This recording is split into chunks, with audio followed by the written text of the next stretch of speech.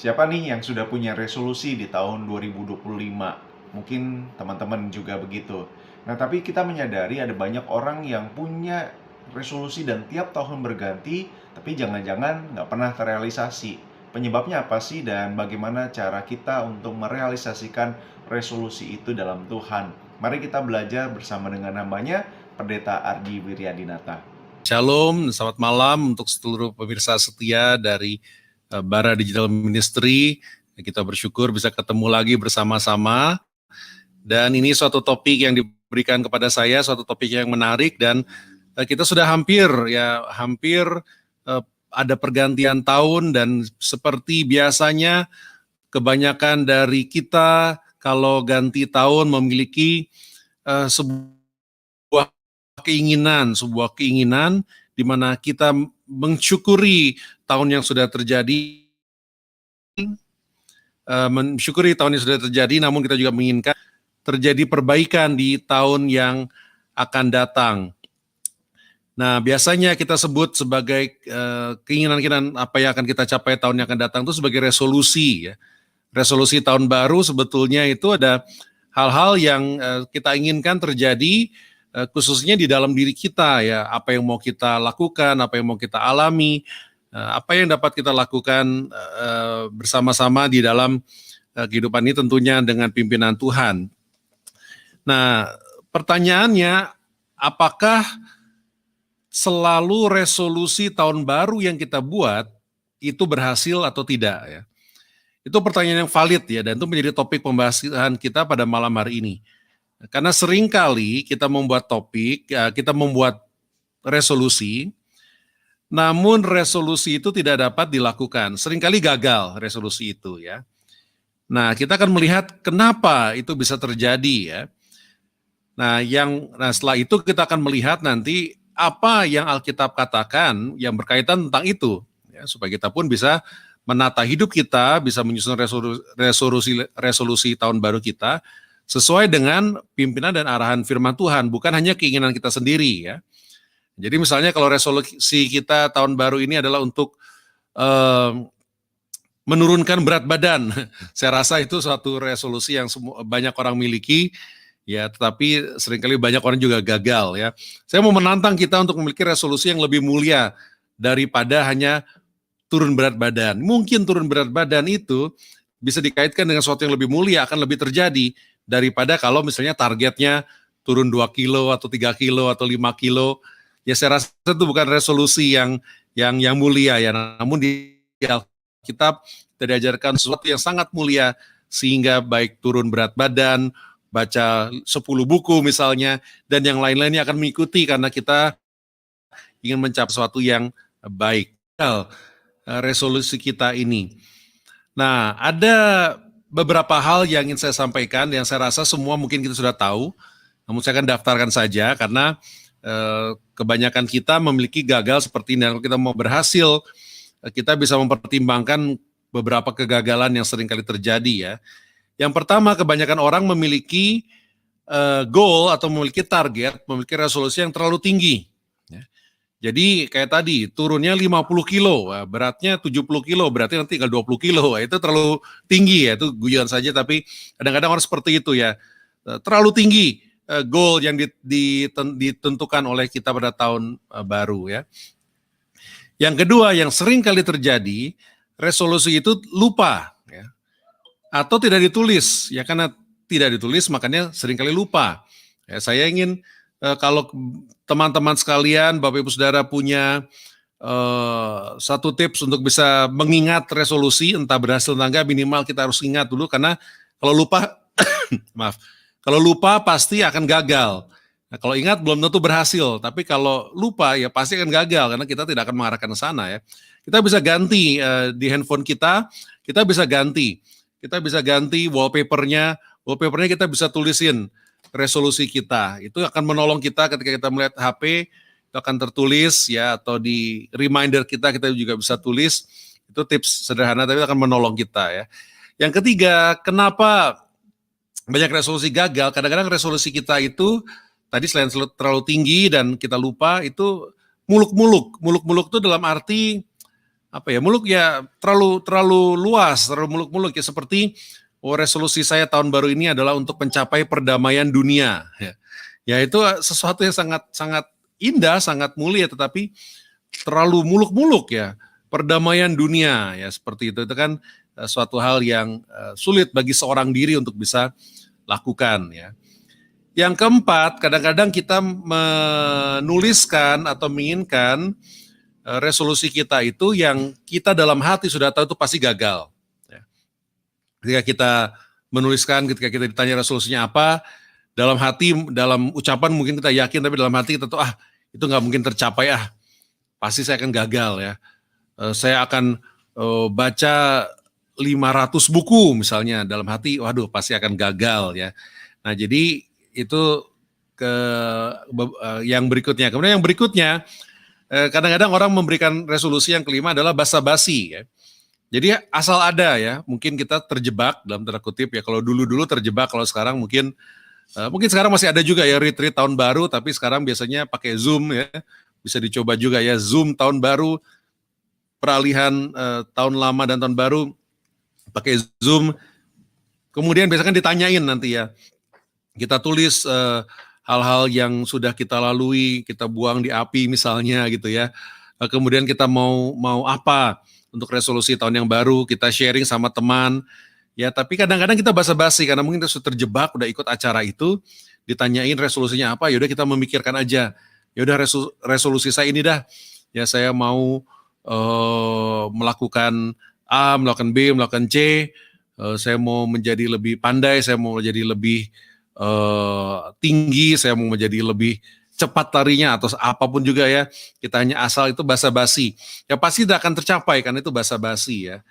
Kemudian yang berikutnya, seringkali kita punya resolusi yang sama setiap tahunnya ya.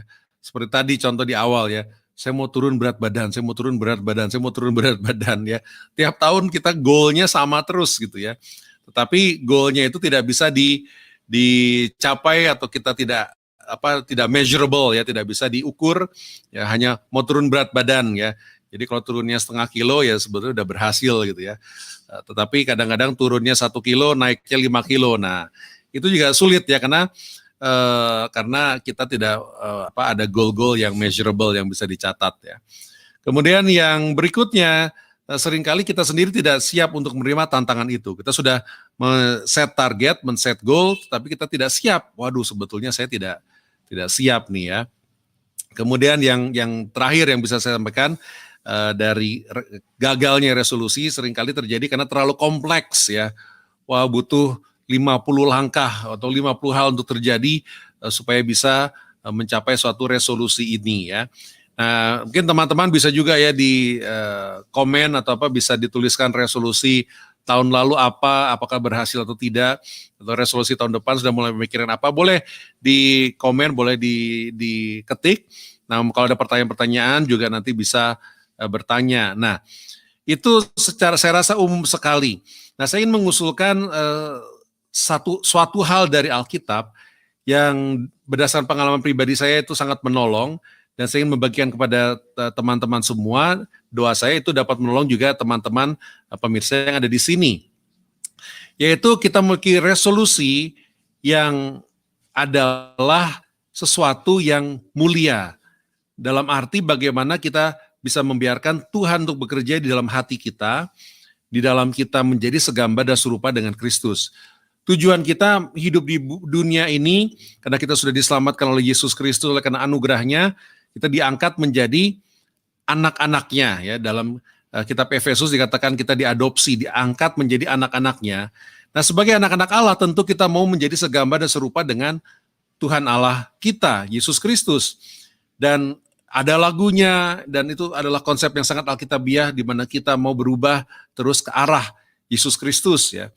Nah, tetapi pertanyaannya, apakah kita memiliki langkah-langkah untuk menolong kita berubah menjadi seperti Yesus Kristus? Kalau mau pelajaran lengkap itu bisa baca kitab Ibrani, di awal-awalnya luar biasa bagaimana dikemukakan Yesus Kristus yang utama dan bagaimana kita harus memiliki sifat-sifat seperti Yesus Kristus, dan semua itu mungkin terjadi. Kenapa? Karena Tuhan Allah Imam Agung telah menjadi manusia supaya kita bisa melihat dan kita bisa mengenal dan kita bisa terus ya ketika kita merubah diri kita bisa menjadi gambaran serupa dengan Yesus Kristus, itu adalah sangat mungkin tentunya dengan pimpinan Roh Kudus.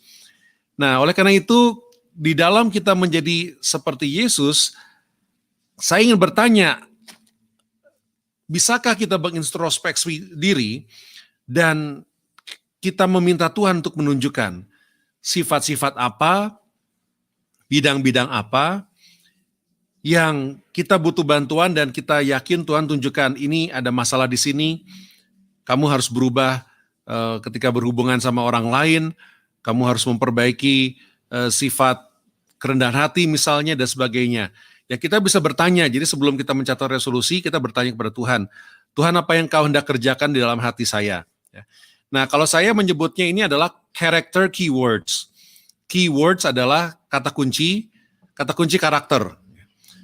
Kata kunci karakter ini adalah suatu sifat yang kita pilih untuk kita lakukan dan kita tanamkan dalam hati kita, dalam diri kita untuk tahun depan.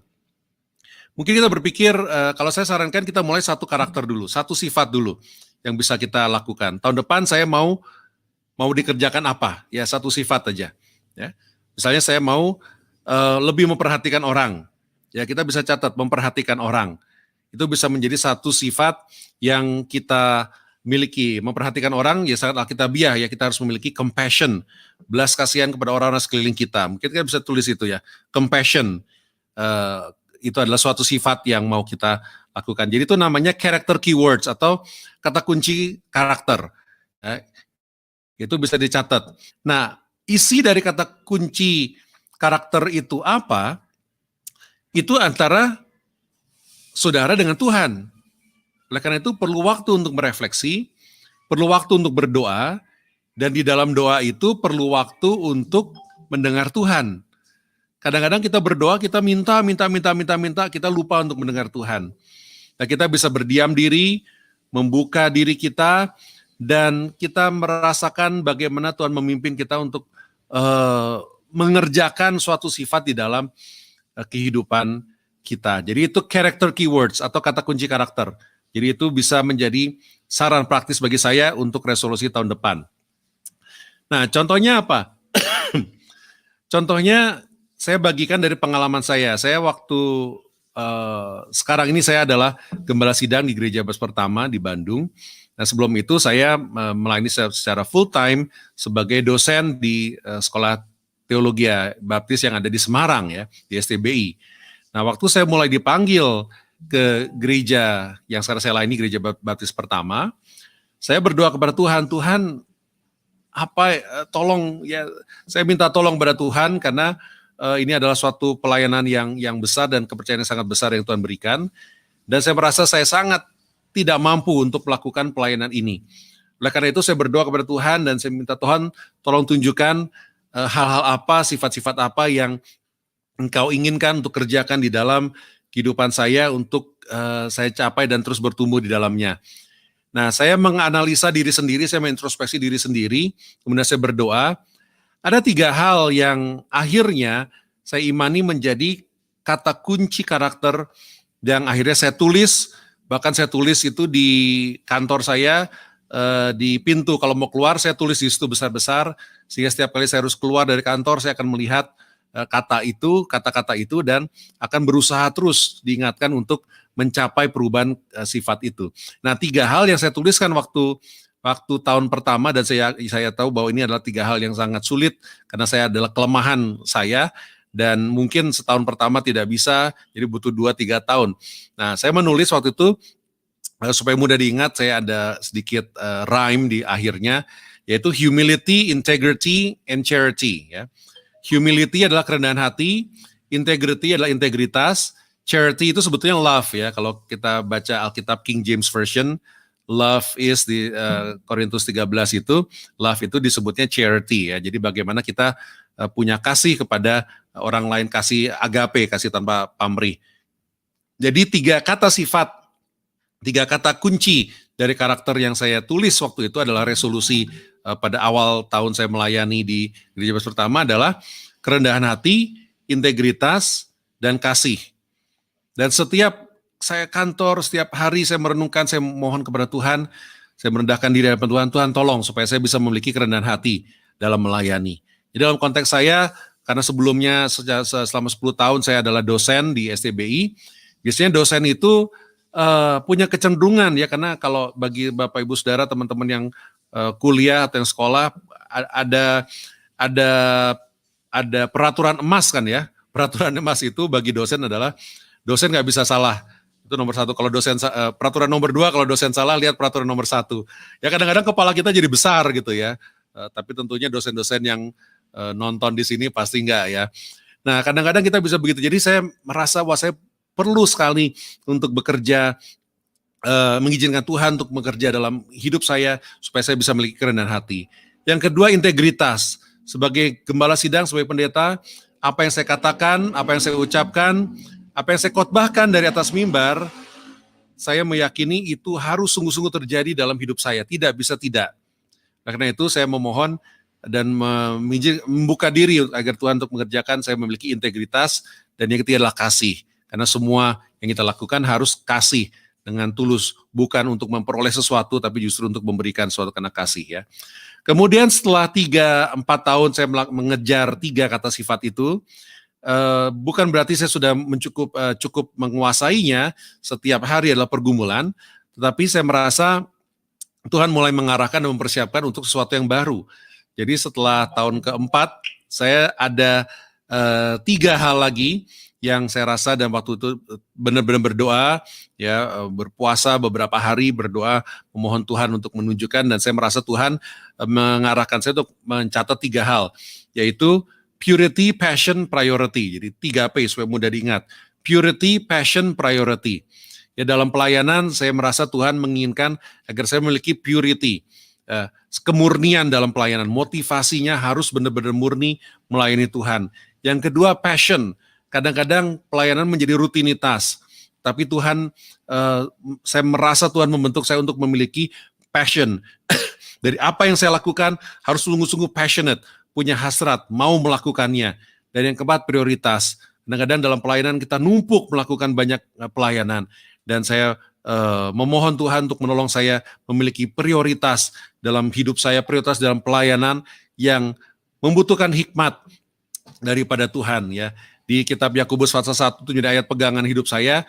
Bagi yang kekurangan hikmat, mohon kepada Tuhan yang murah hati untuk mencurahkan hikmat, memberikan hikmat kepada kita. Jadi purity, passion, priority itu menjadi 3 kata kunci yang saya berdoa, itu menjadi resolusi saya dan menjadi doa saya untuk Tuhan tanamkan di dalam hati saya. Nah, jadi itu secara praktis adalah kata kunci karakter yang bisa kita miliki dan bisa kita doakan untuk menjadi resolusi tahun depan. Itu adalah tantangan bagi saya. Kalau mau turun berat badan boleh juga dicatat, tetapi yang lebih mulia adalah bagaimana kita terus menjadi segambar dan serupa dengan Yesus Kristus. Nah, saya membagikan 2 ayat bagi kita untuk menjadi pertimbangan. Karena ketika kita mulai ini, kita kadang-kadang bingung. Apa yang hendak Tuhan kerjakan dalam hidup saya tahun depan? Ada 2 ayat yang kita bisa menjadi satu pedoman bagi kita. Yang pertama dari 2 Petrus 1 ayat 5 sampai dengan ayat yang ke-8. Di sini kita bisa melihat ada pertumbuhan dan perkembangan yang Tuhan inginkan untuk terjadi dalam hidup kita. Ya, dalam kitab 2 Petrus pasal yang pertama ayat 5 berkata, justru karena itu kamu harus dengan sungguh-sungguh berusaha menambahkan kepada imanmu kebajikan. Jadi iman kebajikan. Kepada kebajikan pengetahuan, iman kebajikan pengetahuan, dan kepada pengetahuan penguasaan diri, kepada penguasaan diri ketekunan, dan kepada ketekunan kesalehan, kepada kesalehan kasih akan saudara-saudara phileo, dan kepada kasih akan saudara-saudara kasih akan semua orang agape. Jadi kita lihat di situ ada 8 tahap pertumbuhan sifat yang perlu kita miliki. Yang ayat yang ke-8 dari 2 Petrus pasal 1 itu berkata, apabila semuanya ini ada padamu dengan berlimpah-limpah, kamu akan dibuatnya menjadi giat dan berhasil dalam pengenalanmu akan Yesus Kristus Tuhan kita. Jadi kalau kita mau menjadi segambar dan serupa dengan Yesus Kristus, kita bisa memiliki 8 hal itu. Nah, kita nggak mungkin mencapai 8 hal itu kita bisa berdoa dan mengambil satu langkah demi satu langkah. Di situ dikatakan sekali lagi, iman, kita semua sudah punya iman kepada Yesus Kristus. Kalau kita belum, kita tidak akan baca Alkitab. Karena kita sudah punya iman, kita baca Alkitab, sehingga oleh iman kita memperoleh kebajikan atau hikmat, pengertian akan apa yang kita baca dari firman Tuhan itu. Kemudian dari kebajikan, pengetahuan, mana wisdom yang Tuhan ingin berikan kepada kita, kebijaksanaan apa. Kemudian penguasaan diri, berarti dengan apa yang sudah kita ketahui, kita benar-benar melakukan, mempraktekkan, penguasaan diri kita. Kemudian ketekunan, setelah ketekunan, apakah resolusi kita bisa bertahan, apakah sifat yang kita mau lakukan, apakah firman Tuhan yang mau kita lakukan sudah bertahan, itu berbicara kepada ketekunan. Setelah ketekunan, kesalehan. Bapak Ibu Saudara, kesalehan itu kita tidak bisa berikan kepada diri kita sendiri. Kesalehan itu kalau kita punya sifat yang konsisten, sifat saleh yang konsisten, sifat suci yang konsisten, orang lain akan menilai kita dan berkata, wah itulah seorang yang saleh. Nah jadi itulah yang harus kita lakukan adalah konsistensi dalam melakukan firman Tuhan. Orang lain akan menilai kita kesalehan, dan mendasari semua itu kasih kepada saudara-saudara kita, phileo, dan kasih kepada semua orang, yaitu agape, kasih yang sama seperti Yesus Kristus. Jadi ada 8 tahap yang bisa kita ikuti. Itu nuts referensi kita, kenapa kita punya resolusi. Yang saya tantang, yang saya usulkan adalah resolusi sifat, supaya kita bisa menjadi segambar dan serupa dengan Yesus. Yang kedua, kalau kita mau satu referensi lagi, sifat apa yang mau kita izinkan Tuhan kerjakan kepada kita. Nah, ada satu hal yang sering kali kita gunakan, yaitu buah roh ya. Dari kitab Galatia pasal yang kelima 22 23. Kita semua mungkin sudah hafal buah roh. Kasih, sukacita, damai sejahtera, kesabaran, kemurahan, kebaikan, kesetiaan, kelemah lembutan, penguasaan diri. Itu adalah buah roh. Ya tentunya 8 buah itu akan terjadi dengan sendirinya kalau kita mengizinkan Roh Kudus berkarya.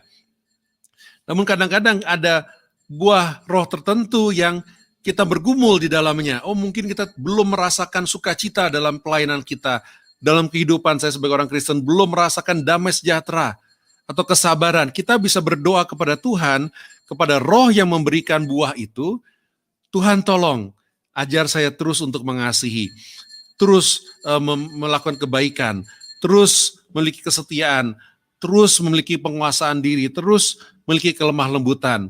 Jadi ini adalah contoh sifat-sifat dalam diri kita yang bisa kita doakan dan kita tuliskan sebagai resolusi. Sekali lagi, sebagai yang terakhir, jangan lupa untuk mencatat.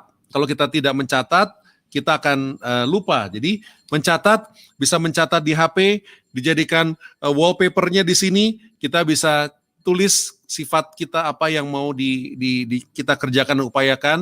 Kemudian kita bisa mengingat terus, kita bisa tempel di tembok, di pintu kalau kita mau keluar rumah sehingga kita ingat, dan terus kita doakan supaya Roh Kudus bekerja dan menolong kita, membentuk kita dalam kata-kata sifat itu. Jadi demikian yang bisa saya sampaikan.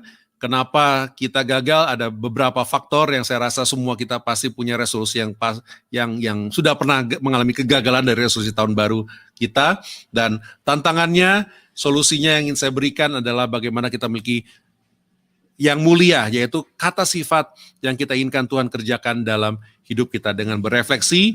Dan untuk tahun depan Tuhan tunjukkan sifat apa yang hendak Engkau kerjakan dalam diri saya, supaya saya bisa terus menjadi segambar dan serupa dengan Engkau.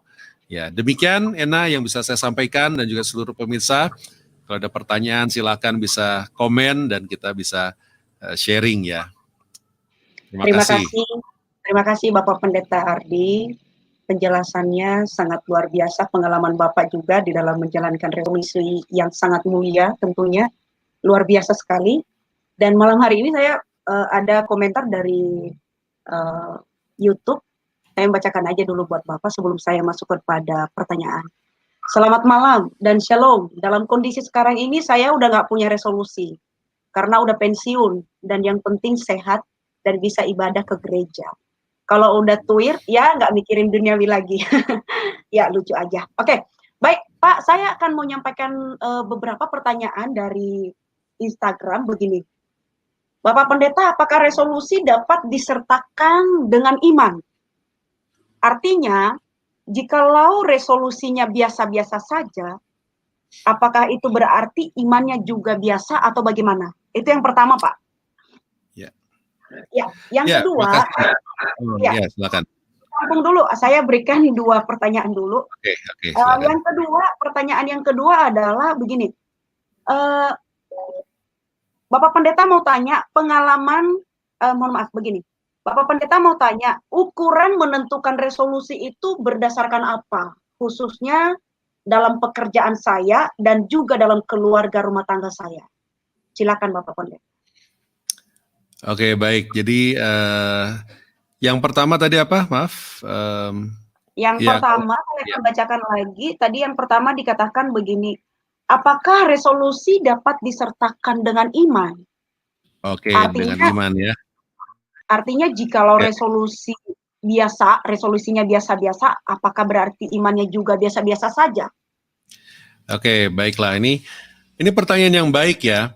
Nah, kalau sesuai dengan usul saya tadi, memang kalau kita resolusinya merupakan resolusi suatu hal yang sifatnya kuantitatif dalam arti bisa diukur kayak tadi ya, misalnya saya beriman turun 10 kilo ya, saya rasa bukan itu yang Alkitab mungkin ajarkan ya. Nah, jadi yang tadi disarankan adalah menurut saya lebih baik resolusi kita adalah resolusi yang sifatnya bagaimana kita bisa membentuk diri kita menjadi segambar dan serupa dengan Yesus ya.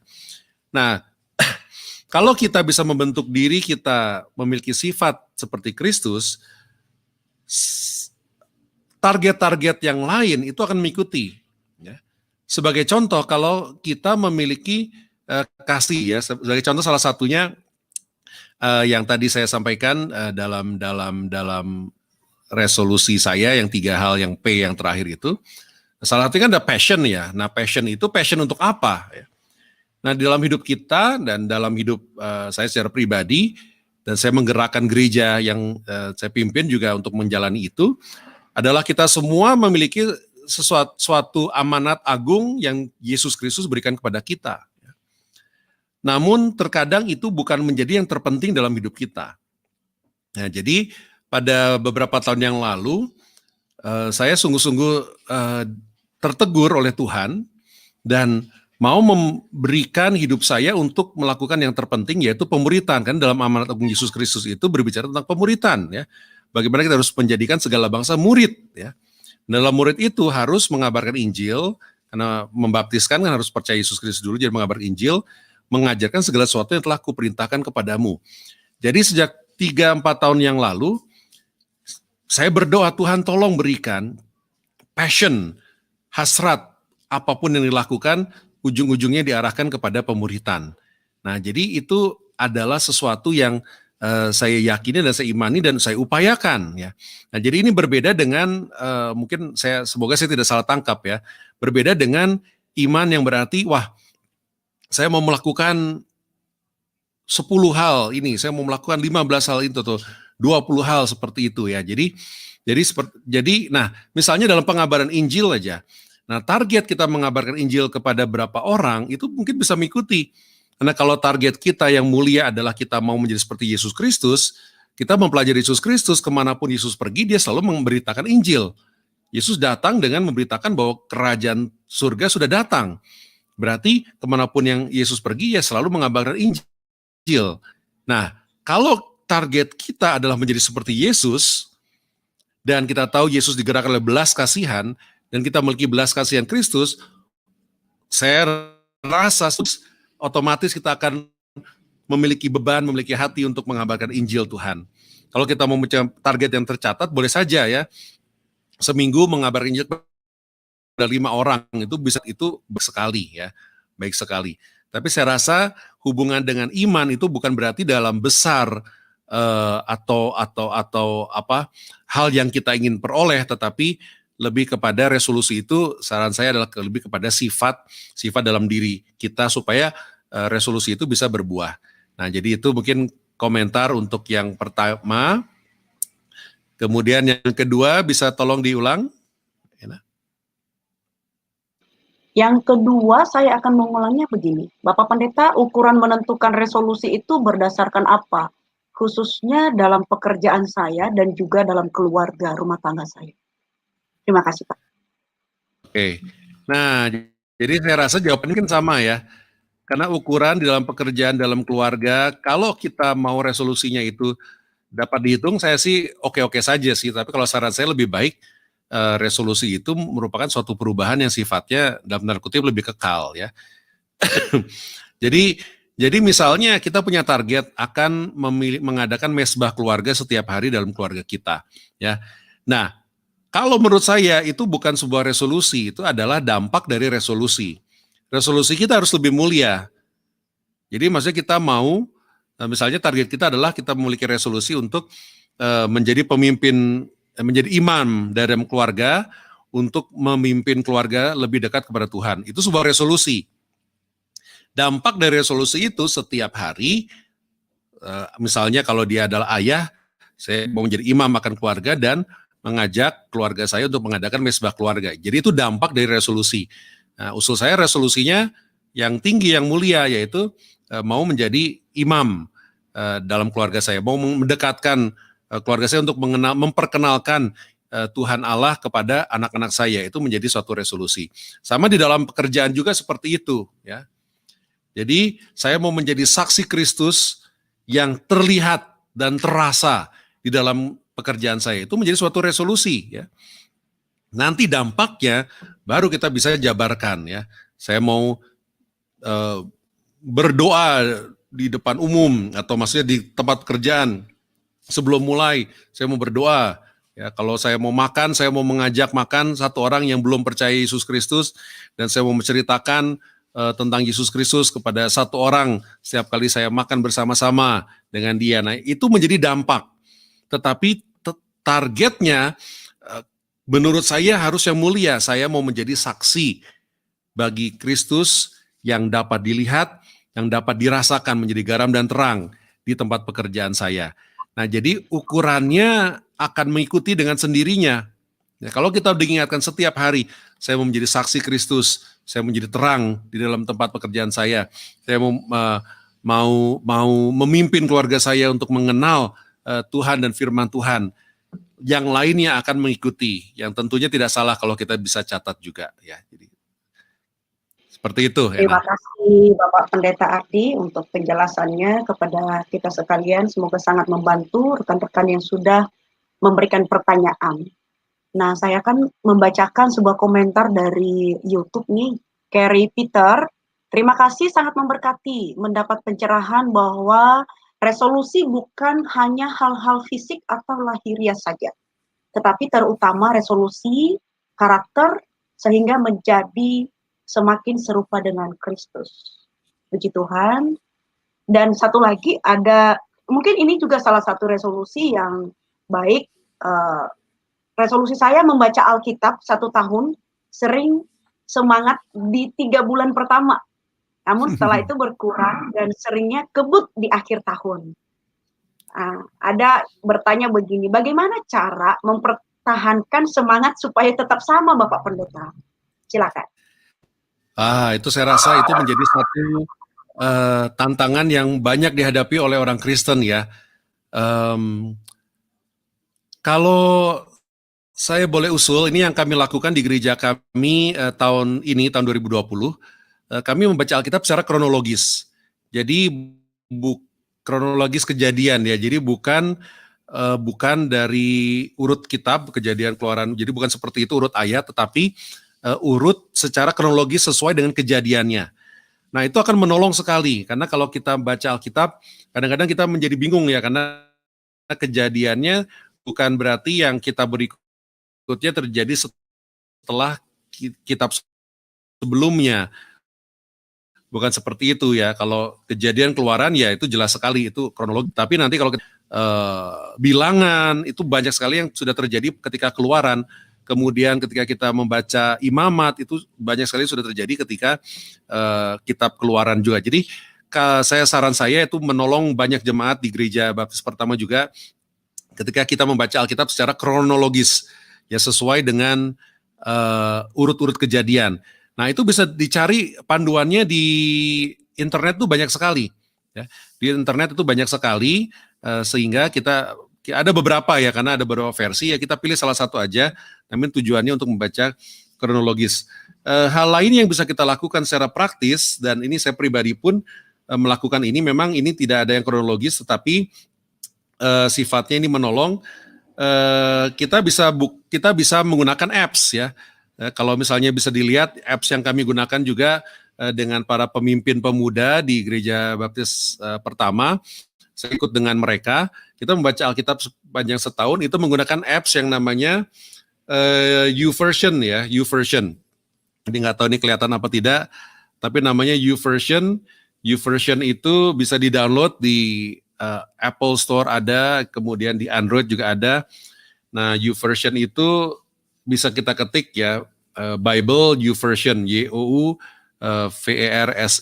itu bisa diketik, dan itu setiap hari nanti ada centrangnya. Jadi di situ ketika kita sudah baca, kita bisa ada plan, kemudian di situ bisa dilihat, wah hari ini bacanya apa saja, besok bacanya apa aja, dan kita selama 1 tahun itu akan selesai. Nah itu adalah hal-hal yang menolong ya. Nah jadi itu beberapa tips, yang satu secara kronologis, yang kedua kita bisa pakai apps untuk menolong. Kalau kita yang masih muda suka gadget, itu akan menolong kita. Yang ketiga, jangan lakukan sendiri. Ya, kita harus punya komunitas yang bisa saling akuntabel ya. Yang kami dorong di dalam gereja kami adalah kita membaginya dalam kelas-kelas sekolah minggu. Kalau di Gereja Baptis sekolah minggu itu sampai dewasa juga ada kelas sekolah minggu namanya ya. Jadi untuk kelas PA lah, kita bisa bilang dalam kelas-kelas PA dewasa, setiap kelas itu diminta untuk sharing ya. Hari ini sudah baca atau belum ya, kita umumkan untuk bisa punya 2-3 orang juga bisa berkumpul dan bisa saling memperkuat dan bisa ngecek apakah sudah baca. Jadi kalau kita sendirian biasanya sulit nih, karena nggak ada yang tahu nih udah baca atau belum. Tapi kalau kita punya kelompok PA misalnya, itu akan sangat menolong untuk bisa membaca Alkitab bersama. Karena itu penting sekali ya. Itu harusnya otomatis, itu yang boleh diulang setiap tahun resolusinya. Tahun ini saya akan membaca Alkitab dari keseluruhan lagi ya, tahun depan lagi. Jadi jangan satu kali sudah selesai baca Alkitab, sudah tamat, bukan ya. Setiap tahun harus membaca Alkitab dari awal sampai akhir. Itu keyakinan saya secara pribadi dan sudah saya praktekkan. Juga kami ajarkan kepada gereja untuk setiap jemaat melakukannya. Ya, itu mungkin saran dari saya, Ena. Oke, terima kasih Pak untuk tipsnya juga di dalam menuntaskan bacaan Alkitab. Puji Tuhan. Bapak, ini adalah pertanyaan terakhir. Sebenarnya waktu kita sudah lewat, tapi ini begitu banyak pertanyaan dan komentar-komentar di Instagram, di Facebook, di YouTube. Sebelum kita tutup dalam doa, pertanyaan terakhir sekaligus 2 saya bacakan dari Instagram. Demikian, Henry Gulto. Bagaimana kita bisa membedakan resolusi dan ambisi secara proporsional? Kemudian satu lagi dari Digital Creator, Pak, bagaimana agar resolusi tidak menjadi beban, melainkan sukacita? Silakan, Pak. Oke. Ya, ini pertanyaan yang menarik ya. Membedakan resolusi dengan ambisi secara proporsional ya. Usul saya adalah kita gabungkan bahwa resolusi itu adalah ambisi pribadi, tapi ambisinya sesuai dengan ambisi Kristus. Nah, jadi kalau begitu kita dapat memiliki satu hal ya, sekali menyelam sambil minum air, sekali mendayung 2-3 pulau dilampaui gitu ya. Jadi ambisi kita harus mulia. Kalau ambisi kita untuk naik pangkat misalnya, saya rasa itu ambisi yang mungkin tidak mencerminkan firman Tuhan ya. Kalau dalam firman Tuhan dikasih suatu ambisi yang sangat jelas. Kayak tadi kalau masih ingat dari 1 Petrus 5-7, itu sebuah ambisi yang harus kita capai justru ya. Kita harus punya ambisi karena kita sudah memiliki iman dalam Yesus Kristus, kita mau memiliki kebajikan. Itu kan ambisius ya, kita jadikan ambisi kita resolusi kita. Tapi ambisinya jangan buat ambisi pribadi. Ya, saya mau menambah membeli 5 mobil, ya itu bukan ambisi dari firman Tuhan ya, kecuali uh, uh, kita punya ambisi bagaimana saya mau mengabarkan Injil kepada 100 orang tahun ini. Nah, itu adalah ambisi yang mulia sesuai dengan amanat Tuhan. Nah, kemudian kalau kita lihat di tadi ya 2 Petrus 1 itu, kita akan menolong, kita harus punya ambisi sampai ambisi yang terutama kita memiliki kasih. Ya, kita memiliki kasih dalam kehidupan kita, di mana kita memiliki kasih kepada semua orang. Nah, itu saran saya, biarlah ambisi kita menjadi resolusi kita, tetapi ambisi kita diambil dari firman Tuhan. Kalau saya boleh saran tadi di 2 Petrus 1 ayat 5 sampai ayat yang ke-7 ada daftar tingkatan ambisi kita. Kemudian yang kedua, bagaimana resolusi ini tidak menjadi beban ya. Wah, ya kita harus bisa melihat gambaran besar. Kita bertanya apa yang Tuhan hendak kerjakan dalam kehidupan kita. Misalnya kalau kita mau mengabarkan Injil kepada 100 orang, kalau kita sudah mencapai itu, apa sebetulnya yang mau kita capai? Ya.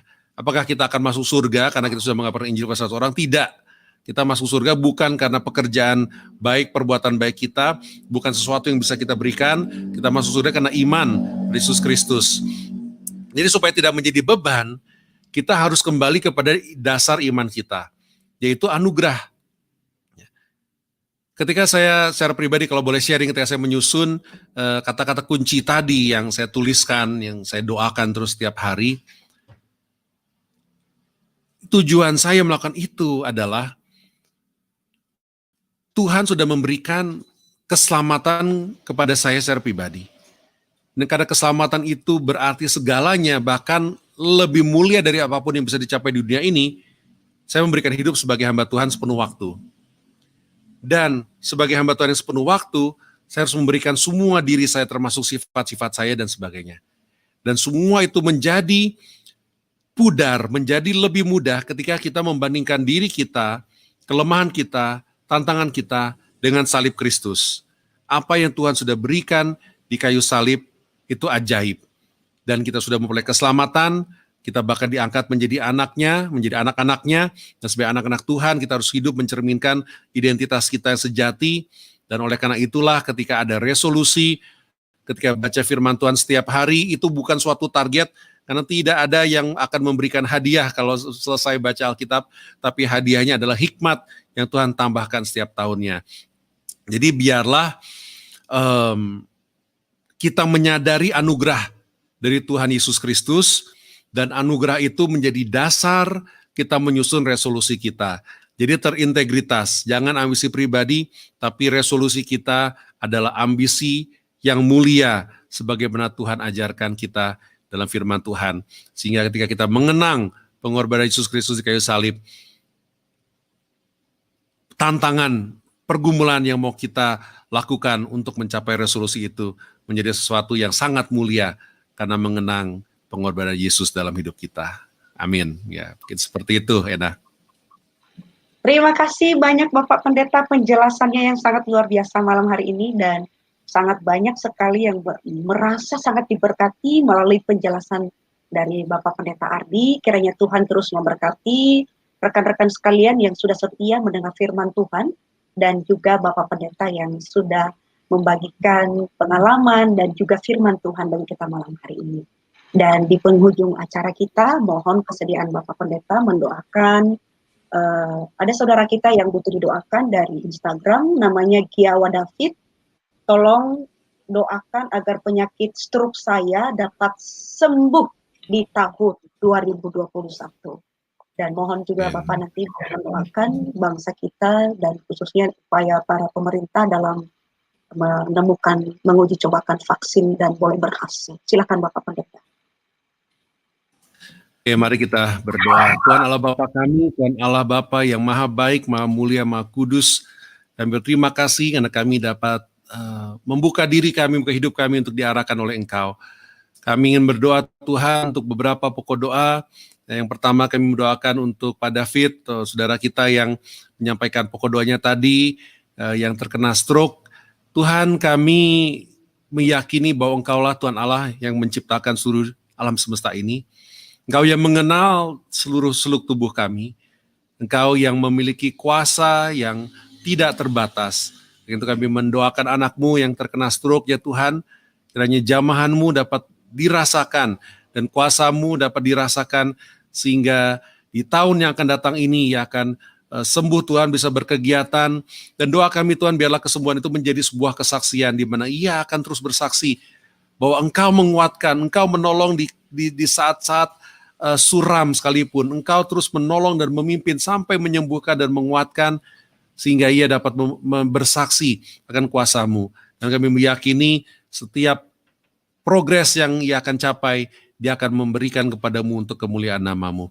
Kami juga terus mendoakan untuk bangsa negara Indonesia yang kami kasihi, kami mendoakan untuk setiap pergumulan yang dihadapi, baik dengan menghadapi pandemi ini, baik di Indonesia maupun di seluruh dunia, yang mendoakan kiranya hikmat, marifat daripada-Mu dapat Kau curahkan kepada setiap pemimpin dari Indonesia ini Tuhan, mulai dari Bapak Presiden, dari wakil dan seluruh jajaran menteri dan aparat pemerintahan ya Tuhan, dalam menangani ekonomi, kondisi ekonomi yang terus dihadapi di Indonesia ini, juga dengan uji coba vaksin dan setiap upaya untuk mengobati pasien-pasien yang terkena COVID ataupun penyakit yang lain. Kiranya hikmat yang daripada-Mu, kemurahan-Mu dapat Kau curahkan, sehingga bangsa ini dapat memiliki damai sejahtera dan kesejahteraan Tuhan, sehingga kami anak-anak-Mu dapat hidup dengan penuh damai sejahtera di dalam bangsa dan negara yang kami kasihi Indonesia ini ya Tuhan. Terima kasih Tuhan atas waktu kami untuk datang kepada-Mu dalam doa dan juga memikirkan dan memberikan membuka hidup kami untuk diarahkan oleh Engkau. Dan semua yang kami lakukan dapat memuliakan nama-Mu saja di dalam nama Yesus Kristus, Tuhan dan Juru Selamat kami yang hidup, kami menaikkan doa kami ini. Amin. Amin. Terima kasih sekali lagi kepada Bapak Pendeta Ardi Yusuf Wiryadinata yang sudah menjadi alat Tuhan menyampaikan firman bagi kita sekalian malam hari ini. Tetap sehat selalu Bapak Pendeta dan tetap semangat melayani. Terima kasih, Tuhan berkati. Terima kasih. Ya. Terima kasih kepada seluruh rekan-rekan setia Bara Digital Ministry. Esok kita kembali live di jam 7 malam dengan topik yang berbeda. Kita terus siapkan hati untuk dengarkan firman Tuhan supaya kita terus disirami oleh firman Tuhan. Dan saya ucapkan selamat Natal, sehat selalu, sampai ketemu esok hari. Shalom.